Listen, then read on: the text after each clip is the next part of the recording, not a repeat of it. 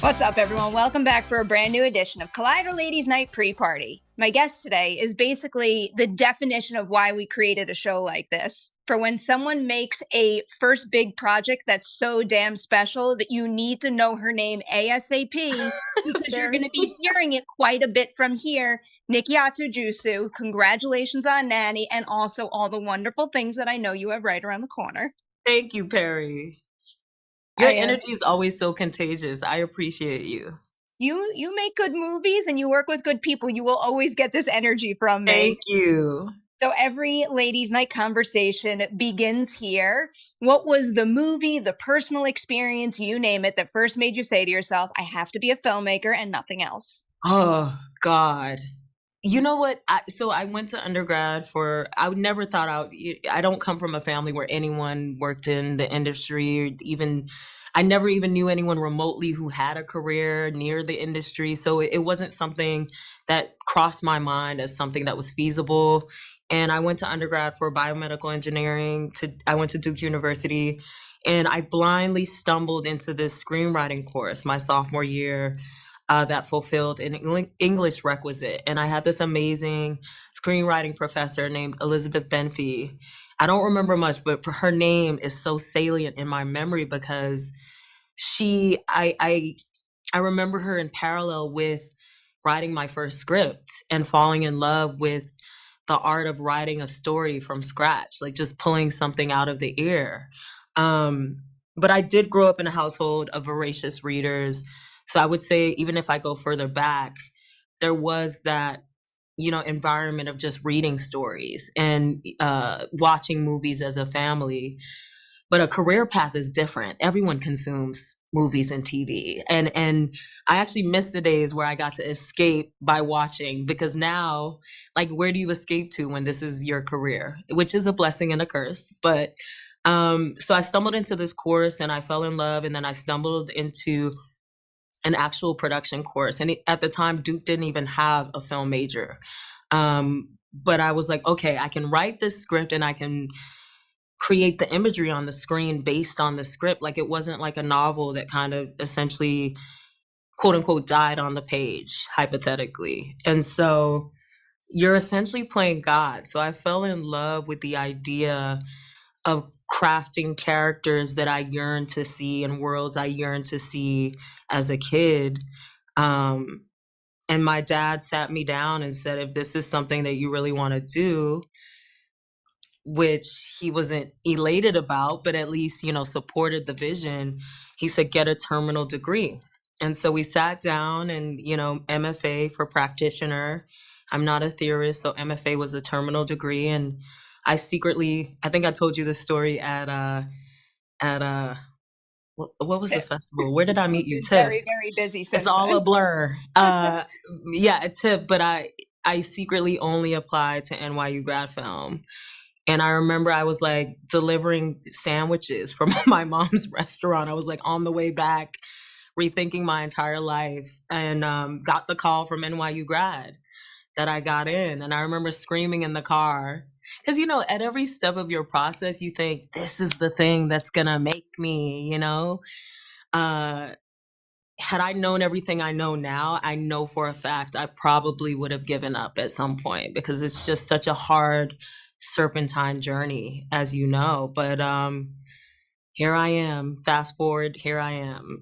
Made a lot of shorts, made a lot of mistakes, essentially became a filmmaker in New York City, working with different teams and learning at film school and learning in the streets, and finally made my first feature. Have you hit that point where you can basically say to yourself, like, I did this thing, I have this experience, and like, I'm here now, I'm doing it, and I can feel the possibility for longevity in this career? I wish I had you at the top of the day. I would have been a lot more hopeful. No, you know what? I think the most important place that I've reached is reassessing what success looks like to me now. The thing that you think is the holy grail, you get closer to it and you say, this is not what I thought it was going to be. It never is what you think it's going to be, but I think the most important thing is to be nimble and flexible and malleable in your career and decide, okay, I'm a little disillusioned, but how do I continue to create my definition of success for my unique trajectory? That's what the That's show where is I all am. about. Yeah, My that's definition, my path, because yep. everyone's definition and everyone's path is different. Yeah, that's where I am. And I feel good about the films that I'm stacking. You know, I feel good, but nothing is real until and now we used to say nothing is real until the last day of production, right? Or even until like, you know, you have a cut. Nothing is now we're seeing like films finish and series finish and get erased from existence. So it's a little scary. It's a very scary time to create. Oh, I have a whole lot to say about that, but I don't want to derail from your wonderful stuff here. I do you still teach at I school too? do. I'm Oh, on sabbatical. okay. I'm on sabbatical. I teach at George Mason University. I'm an assistant professor in the film department. Really great department, really smart professors, really hungry students. And I'm on sabbatical. Okay. I have a question for you about teaching, especially having gone through a program yourself. Yeah. What is something that you learned in film school yourself that now makes you say, like, yes, that lesson right there really did help me, and now I Mm, want to give that to my students. But then on the mm. other hand, what is something that you went through in film school and figured out did not really work, and instead you've evolved that lesson and you're giving them something new? Oh, Perry, you always ask really smart questions. And I have to apologize to you. My brain is completely fried. Honestly, So, as it should be. I would be disappointed if it wasn't because that right. would not enough people are covering your movie. True. Yeah, I like the way you think. Growth mindset. We love that over here. But I something that I learned. So I had a really amazing screenwriting professor at NYU grad film named Mick Casal, Italian guy, screenwriter. He really took an interest in me, and I remember writing my second year short film. That's your first big film at NYU grad film. Like the stakes get really high. Your rich classmates fly back to Beijing and make like $1 million short. And it's like, oh, you start to see like the class differences and the resource differences. And you get intimidated, you get intimidated by resources or lack thereof. And he just really was like, you could really make people cry with this short. You could make people feel something at the end of this. And he challenged me to do multiple drafts and really evoke emotion. What I did have in my favor is that I was telling very personal, specific stories that no one else could tell. And that is one of the things that I took away from a really NYU grad film rings bells, Scorsese, Spike Lee, all the names, right? Um, but it's easy to get intimidated when you're in the institution because you're surrounded by privilege. And what I did notice is that some of the most privileged students had nothing to say, had a lot of vacuous, vapid, gorgeous looking stories, And at the end of the day, if you tell the story that only you can tell, it will rise to the top. And I still believe in that wholeheartedly. So I often challenge my students to think about, don't try to dictate your storytelling based on what you think the industry wants, because the industry doesn't even know what it wants on any given day. You really have to hone in on who you are and what is the story that makes you feel something tangible, that wakes you up in the middle of the night, that you can't shake for a really long time. What is the story that you get signs from the universe that you have to tell? Because if you pay attention, you do get these signs from the universe. And so that's something that I cling to. What was the second question? So something that you were taught in film school that didn't really work for you, but you figured out Mm. a way to evolve it and make it more usable for your students. Oh, I don't want to slander. I'm not going to say any names. I had a producing professor who, with no irony, like not even any sense of self-awareness, sit in front of my class of very astute students, and said that films with predominantly black cast and black leads just don't sell overseas. And he said it like it was like just this fact. Like there was no follow up, there was no emotional supplementation. There was like, it was just like saying the sky is blue because, you know, of this. And it was just, I remember sitting in class, one of the 3 black people in my grad NYU film class, and thinking, this is a guy who's produced a lot of films in the industry, because most of the professors teaching at NYU grad film have the luxury of having worked in the industry. You know, it's a really prestigious school for that reason. You have working filmmakers and producers and writers. And I remember thinking 2 things, even, you know, as a young student straight from undergrad, I remember thinking, that's racist, you know, 1, and 2, this guy has been working in this industry for a long time. Imagine if I was a hungry filmmaker and my script landed on his, you know, table. So it was a little disheartening. I was a little disillusioned. And I say little because this was not something that was new, maneuvering a space where a teacher who had all this responsibility said something that was very racist, and just everybody just kept going like, you know, somebody said a fact. So it wasn't new to me, but it still, it reinforced my desire to prove him wrong. I remember thinking that much. And I remember thinking like, how does he know that? You know, I just remember just a lot was going through my mind. I wanted to prove him wrong. I was like, who is he to say something like this? And, you know, I just always think about the films and the ways this industry has these ebbs and flows of diversity. And every time we have these surges in diversity, it's proven that the more diverse the content, the more lucrative the film, you know, does in terms of box office numbers globally.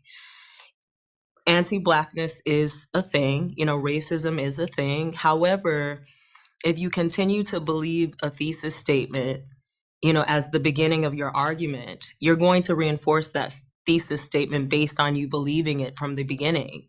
But if you're working to affect change and you're working to inspire students to believe that their stories matter, your thesis statement changes, you know? And so it's just a lot of responsibility that educators have. And I think oftentimes a lot of the damage that is done to young minoritized filmmakers is done in the academic space, where they're told that they don't matter, their stories don't matter. I literally went to film school with like Asian students who were only casting white leads in their films at the time, like Asian American classmates. And I knew that that was conditioning. It was thinking that your stories are not good enough. Your representation doesn't matter. And that's conditioning that we all get in different ways. And so as an educator, I just take my job really seriously, and as a filmmaker to fight back against that really harmful messaging. I'm so glad your answer to my teaching question was still yes, because like we need that mentality and those forces out there. And I really do believe you're going to be able to make a difference for a lot of up and coming filmmakers and just for the industry in general. Thank you. I mean it. I mean it. Going back to something we talked about at TIFF a little bit, we were talking about your break in writing the screenplay, and you had said that you took the break because of a financing challenge, and I think you called it soul sapping. So having gone through that process with your first feature, is there anything you learned about the financing process that you think might help another budding feature filmmaker out there? Or is that process on an independent level inherently soul sapping and there's nothing we can do about it? Yeah. You know what, Perry? You better teach at some point. You would kill it in the classroom. Like, we need you in academia, particularly, you know, teaching elements of this industry. I think that there's a mystique to this industry that a lot of people, it's intentionally shrouded in mystery. But once you peel back the layers of the mystery, it's like, oh, this shit is a shit show. You know, it's like, okay, but let me actually answer your question. In all honesty, I credit having gone to film school. I got into this industry having no understanding of what it took to make a movie. So I went to school and I learned about it, and I learned that I'm better on this side of the business. But now I have an understanding of what actually goes into the process, and it made all the difference. And you feel more confident in talking about these things and not just, so anyway, it's a great domino effect to get the education if you can. Yes, finding financing, I won't lie. I'm always straddling the line of being honest about my path and like not wanting to diminish people's dreams or sap people of all the hope that they have in their paths. But it's possible. Obviously, we're here as a testament to the fact that it's possible. Yes, finding financing can be inherently soul sapping because we live in a capitalistic society that bases the value of your art, your passion on capital. And who decides, the value of your film? Who decides if your film is going to perform well based on theoretical algorithms and all of these things that are not real? It's all very subjective. So in that sense, pitching the film with my producing partner helped me a lot in terms of having a teammate. I wasn't alone because a lot of the process feels very lonely. Finding a producing partner was the first step in Nikyatu Jusu, who truly, I think I said this when I met you at TIP, but who truly wanted to produce, was not secretly vying to like take my spot as the writer director, who didn't secretly, have this script up her sleeve that she actually wanted to get financed herself. She truly wanted to produce my film. And so that's the first step. And then, taking meetings with people. You have some meetings where the person clearly doesn't give a shit and clearly doesn't see it for you because you're two Black women and, it's somebody across the table who's not accustomed to seeing two Black women peddling an idea that has value. And so it's a lot of that. It's a lot of navigating people's predisposed ideas of who you are and what you're capable of and whether your story matters or not. So that's, I think, the most debilitating part of the process. But once you start to find people for whom your story resonates, that's when, these different light bulbs go off that your story does matter, that you just need to find your audience. And maybe your audience is not a majority of the people reflected in these rooms, but you have to be a little bit creative. So we went through this program called Catalyst with Sundance, where we pitched to many, many financiers. Like some people had $500K to put in, some people had $1 million, just piecemeal. And you learn the art of pitching and really selling your idea. That's a skill set that needs to be honed. But yeah, it's a laborious serpentine process. But I think what's most important is that you figure out your tribe, you figure out who's going to be in the trenches with you, telling your story and finding the money and the resources. You start to hone in on which financiers see it for your story, see themselves in your story. Our first financier in shared a very personal story with us, relating to a nanny that blew my mind. I would look at her and never think that she navigated the things that she told us, but she was our first money in because she saw herself in our stories. So I think Nanny is a story that whether you had a nanny growing up who raised you, or you currently have employed a nanny who was helping you raise your child, or your mom was a nanny, there are just many ways into this story. And that's helped us to really solidify our team. So we found an amazing tribe of producing partners who came in. And once you find them, it's, just a matter of assembling your creative team.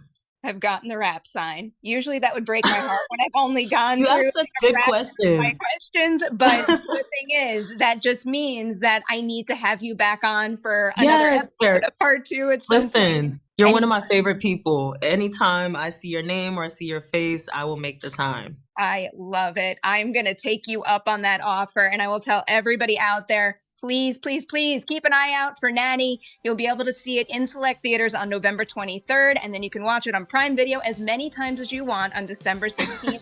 I've already watched it too many times. I'm picking up all the little details. Oh my God. God bless you. Congratulations. Until next time. Thank you, Perry.